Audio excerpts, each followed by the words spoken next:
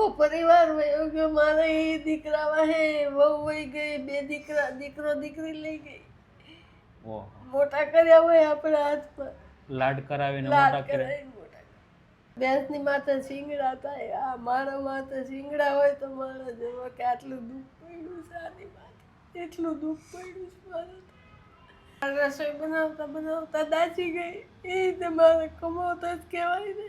નમસ્કાર દોસ્તો, હાલ અમે સુરતમાં છીએ અને એક એવા નિરાધાર દાદા દાદી પાસે આવ્યા છે જે ખૂબ જ ખરાબ હાલતમાં પોતાનું જીવન જીવી રહ્યા છે. દાદા અને દાદી બંને એકલા રહે છે અને દીકરો છે પણ એ ગામડે રહે છે, કેમ કે બીમાર રહે છે એટલા માટે એ ગામડે રહે છે. અને દાદા દાદી પોતે અહીંયા રહે છે, પણ કહેવાય ને કે ઉંમરની સાથે સાથે ઘણી બધી તકલીફો આવતી હોય, ઘણી બધી બીમારીઓ આવતી હોય અને સમયની સાથે કામ કરી ઘર ચલાવવું પડે. તો આજે દાદા અને દાદીને ઘણી બધી તકલીફો સાથે પોતાનું જીવન જીવી રહ્યા છે. તો આપણથી જે પણ મદદ થઈ શકે એટલી મદદ કરવાની કોશિશ કરીએ અને દાદી સાથે વાત કરીએ કે એમના જીવનમાં શું શું તકલીફો પડી રહી છે. દાદી, મારું નામ નરેશભાઈ આહિર છે. દાદી, તમારું નામ શું છે દાદી? મારું નામ કીર્તિબેન જયંતિલાલ ડોડિયા. કીર્તિબેન દોડિયા. કીર્તિબેન ડોડિયા. તો પછી દાદી, ઘર પરિવારમાં કોણ કોણ રહ્યો છો? અમે અત્યારે હાલમાં 2 જણ છે. મારો દીકરો છે એ દેશમાં છે. દીકરો ગામડે રહી છે. હા, તો દાદી પછી એ કેમ, એ સાથે નથી રહેતા તમે? એ સાથે જ હતા પણ એને અહીંયા મજા નથી રહેતી ને. 2-4 વાર એક્સિડન્ટ મોટા મોટા થઈ ગયા ને, હાથમાં ફ્રેક્ચર થઈ ગયા, આ હાથ ભાંગી ગયો ઓહો અને આ બધું ભાંગી ગયું હતું. ઓહો. તો હવે એમનો જ કેટલા મહિના રહ્યા. શું કરી પછી દેશમાં ગયો. ગામડે કે રહ્યો. અમારે દેશમાં રહેવું, ત્યાં પાણી સારું. બરોબર. તો પછી દાદી બીજી શું શું તકલીફો પડે?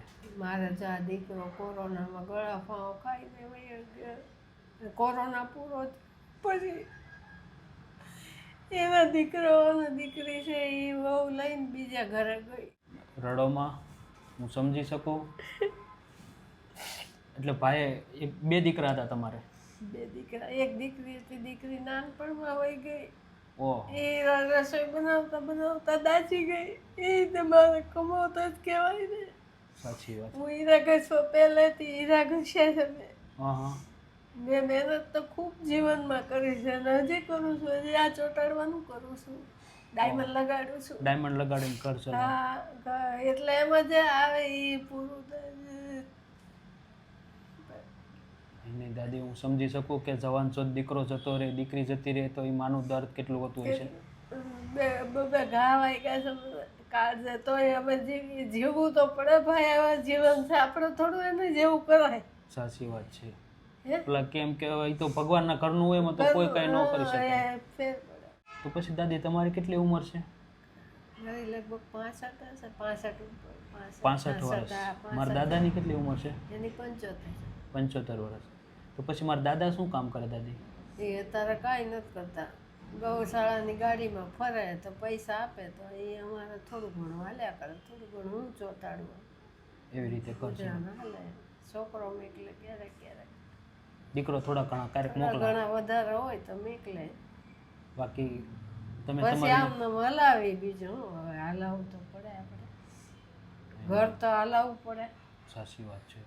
જીવનમાં તો હું ભાઈ આ કામ કરીને ખાઈને આ 2 મારા વયા ગયા ને પછી તો મને બહુ જ આમ આવે. મને એમ થઈ ગયું છે કે જિંદગી નકામી છે, પણ આપણે જીવવું તો પડશે જ તે ભાઈ. ભગવાનના ઘરનું માગવું આવે તારે જ જવાય, ત્યાં સુધી તો જવાય નહીં આપણે. બોલા કેમ કે ભગવાન આપી છે તો એ જ લેશે. હા, એ જ લઈ જાય એમ. તો હું રસોઈ કરતા કરતા દાજી ગઈ હતી. હું હીરા ઘસવા જતી ને હા હા. એટલે રસોઈ બનાવતી થોડી ઘણી, થોડું ઘણું હું આવીને બનાવતી હતી. રસોઈ કરતા કરતા દાજી ગઈ. એટલે ગેસનો બાટલો ફાટ્યો હતો કે? હે? હા, એને ગેસ ચાલુ કર્યો તો બાટલો નહોતો ફાટ્યો. ગેસ ચાલુ ને પાઈમાં એ કર્યો હતો એટલે પાછળથી ઝાડ લાગી તેને ખબર ન રહી. બધું આગળનો ભાગ આમ પાછળથી લાગે એટલે હા. એટલે ન જીવી. 1 કલાક જ જીવી. એટલે ઘરે કોઈ હતું નહીં? તરત કોઈ હતું નહીં. આવી રીતે ફ્લેટ બારણું બંધ કરીને કોણ આવે? દાદી આવે તો બચાવ કરે પણ કોણ આવે? પછી ધુવાડા નીકળ્યા ને એટલે ત્યાં અત્યારે દેશમાં હતા. અહીંયા ગામડે રહેતા હતા? ત્યાં આવો નાનો એવો ફ્લેટ જ હતા, બંધ બારણો. તો પછી દાદી, આમ તમારું મૂળ ગામ કયું? ભાવનગર. ભાવનગર, પ્રોપર ભાવનગર. તો પછી દાદી, આ જે તમે રહ્યો છો એ તમારું મકાન છે કે ભાડે રહ્યો નહીં, છો? ભાડે છે ભાઈ, ભાડે છે. ભાડે છે. તો આનું કેટલું ભાડું છે દાદી? આનું 2500 ભાડું છે. પછી દાદી શું શું તકલીફો પડે? તકલીફ તો બહુ પડી ભાઈ. હવે માથે ગાયની માથે ભેંસની માથે શીંગડા થાય, આ મારા માથે શીંગડા હોય તો માણસ જેવો કે આટલું દુઃખ પડ્યું છે આની માથે, એટલું દુઃખ પડ્યું છે મારે.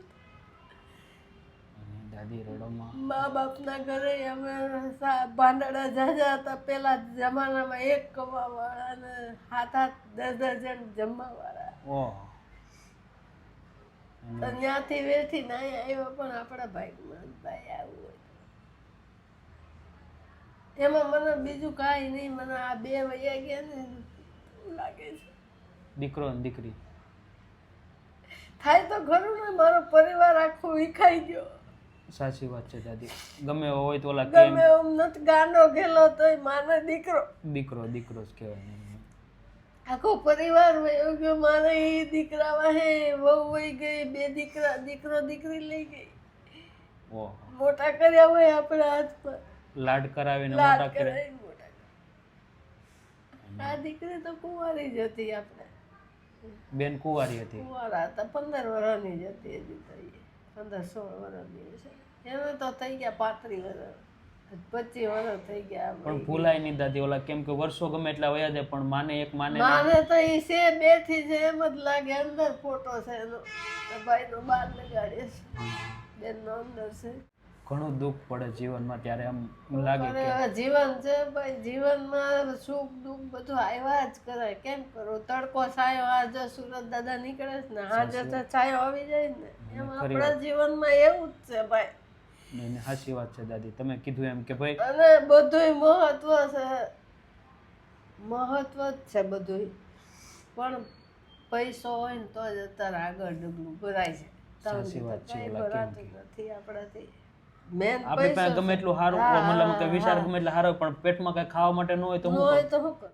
જીવન છે ભાઈ, જીવનમાં બધુંય તડકો છાયો બધું આવ્યા જ કરે. તેજી મંદી, આ હીરામાં આ બધા તેજી મંદી ને એમ આપણામાં જીવનમાં તેજી મંદી આવ્યા કરે. ક્યારેક તેજી હોય ને ક્યારેક મંદી હોય, તો શું કરવાનું? હવે આપણે આ તેજી તો વહી ગઈ.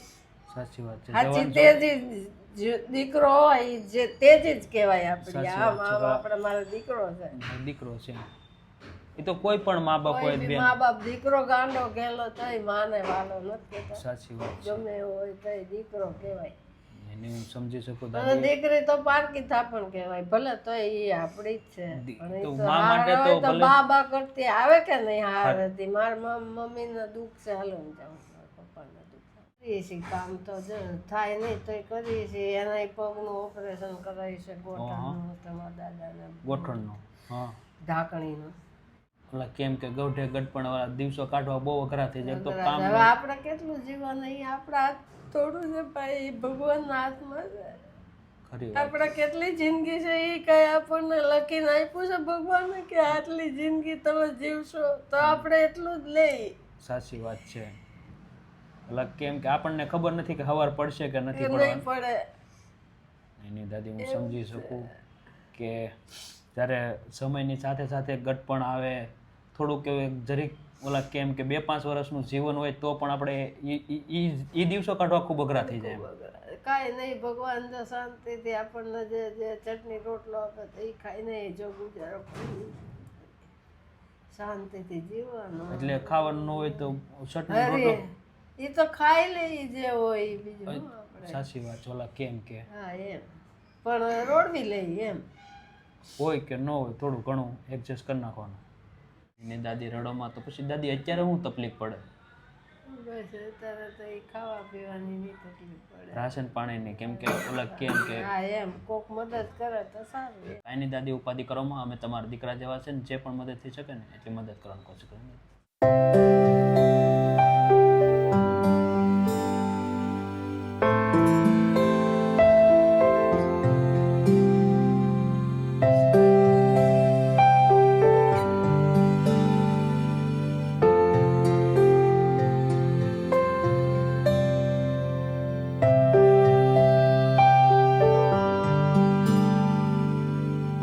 તો દાદી તમારે જે પણ રાશન જોતું હતું બધું રાશન આવી ગયું દાદી? કેવું લાગ્યું દાદી? સરસ લાગ્યું. ના તમને આશીર્વાદ આપું કે ભગવાન તમને અમારી જેવા ગઢા માણાના આવું નવું કામ કરે તમે અમારી વાતો નહીં નહીં, ચોક્કસ ચોક્કસ દાદી. અને અને આજનું આ આશીર્વાદ આપું છું કે તમે સુખી થાવ. ચોક્કસ ચોક્કસ, થેન્ક યુ દાદી. અને દાદી, આજનું આ ખાસ રાશન છે નરેશભાઈ નાગજીભાઈ વાડોડિયા. આજે એમના માતા છે જે મંજુલાબેન નાગજીભાઈ વાડોડિયા, એમની પુણ્યતિથિ નિમિત્તે આ બધું તમને રાશન આપવામાં આવ્યું છે દાદી. તો કેવું લાગ્યું દાદી? સરસ લાગ્યું અમને ભાઈ, પણ અમારા કિસ્મત કેવા કે અમારા દિવસ ઓલું છે. આવી રીતે આમ લઈને ખાવું પડે છે. નહીં નહીં દાદી, ઓલા કેમ અને કે કાંઈ નહીં, હવે જો અમારા નસીબમાં આવું હશે અને તમને આશીર્વાદ દે કે અમને સાચવજો. ચોક્કસ ચોક્કસ દાદી. નહીં નહીં દાદી, અમે તમારા દીકરા જેવા છે, એના માટે જે પણ મદદ થઈ શકશે એટલી મદદ કરવાની કોશિશ કરશું દાદી. અને જેટલું થતું હતું અમારથી દાદી એટલી અમે મદદ કરવાની કોશિશ કરી છે દાદી. અને thank you so much Nareshbhai કે આજે તમારા સપોર્ટથી આજે નિરાધાર નિસહાય પરિવાર હતો, દાદા દાદી છે, અને ખૂબ જ ખરાબ હાલતમાં પોતાનું જીવન જીવતો થતા આજે તમે તમારા માતાની મંજુલા દાદીની પુણ્યતિથિ નિમિત્તે તમે આ દાદી માટે ભગવાનની આત્માને શાંતિ આપે ને ભગવાનની આત્માને સારા ઘરે જન્મ આપે. ચોક્કસ ચોક્કસ દાદી. અને આજે એમની પુણ્યતિથિ નિમિત્તે આજે પણ તમારા ઘરમાં રાશન આવ્યું છે, એમની પુણ્યતિથિ નિમિત્તે એમના દીકરા તરફથી કરવામાં આવ્યું છે દાદી. એટલે ખાસ થેન્ક યુ. અને તમારા માતાનો જ્યાં પણ આત્મા હોય ભગવાન એને સુખ શાંતિ સમૃદ્ધિ આપે અને બસ સદગતિ આપે એવી પ્રાર્થના ભગવાનને. અને દોસ્તો, તમે જોયું તે પ્રમાણે સમાજમાં પરિવારને આશીર્વાદ. ચોક્કસ ચોક્કસ દાદી કે ભગવાન એને સુખી રાખે. એને પાકું દાદી. અમારી માં મેરડી, જો અમારા મેરડી માં માનું, મેરડી માં સદાય ભગવાન બધાને ચોક્કસ ચોક્કસ દાદી, આશીર્વાદ આપજો. અમે તમારા જેવા લોકોની વધુ સેવા કરી શકીએ. તો દોસ્તો, કાંઈ નહીં, સમાજમાં આવા ઘણા બધા પરિવારો છે કે જે નિરાધાર છે, કોઈની પાસે માંગી પણ નથી શકતા અને કોઈને કહી પણ નથી શકતા કે અમારા આવી પરિસ્થિતિ છે, તો પણ સ્વાભિમાનથી પોતાનું જીવન જીવી રહ્યા છે. તો આપણે બધાની ફરજ પડે કે આપણે જે પણ આપણથી નાના મોટી યથાશક્તિ હોય એટલી મદદ કરવી જોઈએ. તો આજે ખાસ નરેશભાઈ નાગજીભાઈ વાડોડિયા એમના તરફથી આ બધું સપોર્ટ છે. તો થેન્ક યુ સો મચ ફરી વખત તમને. અને બસ આવી રીતે પ્રેમ સપોર્ટ આપતા રહેજો અને વિડીયોને વધુ શેર કરજો. જય હિન્દ, જય ભારત.